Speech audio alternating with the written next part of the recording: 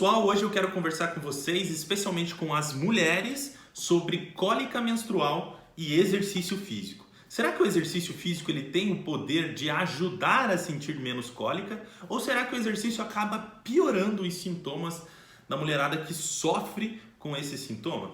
É isso que eu vou explicar nesse nosso vídeo de hoje. Mais um vídeo aí trazendo informações da medicina, um pouco de informação sobre educação física, para passar mais conhecimento aí para vocês. Então vamos lá.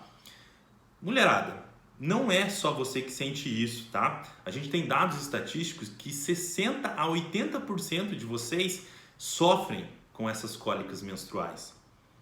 E mais ou menos aí 10% de vocês acabam tendo que faltar às atividades diárias, como trabalho, como escola, justamente pela dor ser tão intensa. E isso acaba sendo muito comum no período da adolescência.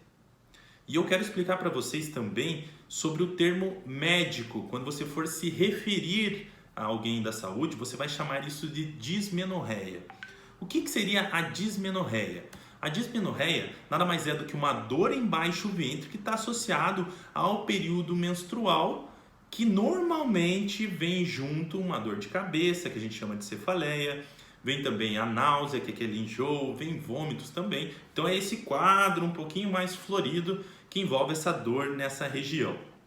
E por que isso acontece? Você deve estar se perguntando, mas por que sempre eu tenho essa dor quando vem a minha menstruação? E acontece pelo seguinte fator. Tem uma camada do seu útero que se chama endométrio. Com a menstruação, essa camada ela descama e sai. E junto com a saída dessa camada, há a liberação de uma substância chamada prostaglandina. A teoria mais aceita para explicar esse fenômeno é que essas prostaglandinas elas fazem com que o músculo do útero se contraia. E essa contração é justamente essa cólica que você sente. Mas a dor, ela vem porque você tem uma compressão dos plexos nervosos dessa mesma região. Então é um conjunto de descamação seguido de contração muscular pelas prostaglandinas e também com a compressão dessa parte nervosa. Então seria basicamente esse quadro, é a teoria mais aceita para explicar essa situação. E por que as adolescentes elas têm mais cólica do que as mulheres mais velhas? É justamente porque o útero dessas mulheres acaba sendo menor. E quanto menor for o útero, maior a liberação de prostaglandina, então maior a contração dessa musculatura e mais dor ela sente por essa compressão no plexo nervoso. Agora vamos explicar de uma vez por todas a relação do exercício com tudo isso. O exercício ele tem um poder bem interessante. A gente não tem bem uma comprovação do porquê que o exercício acaba ajudando vocês nesse quadro. Mas algumas explicações são que esses benefícios que vêm sendo apresentados aí na literatura, eles promovem uma maturação dos órgãos pélvicos e dos órgãos extrapélvicos. Isso faz com que melhore todo o quadro metabólico que você tem presente nessa síndrome, melhore a parte hidroeletrolítica e também melhore a questão do fluxo, do aporte sanguíneo dessa região.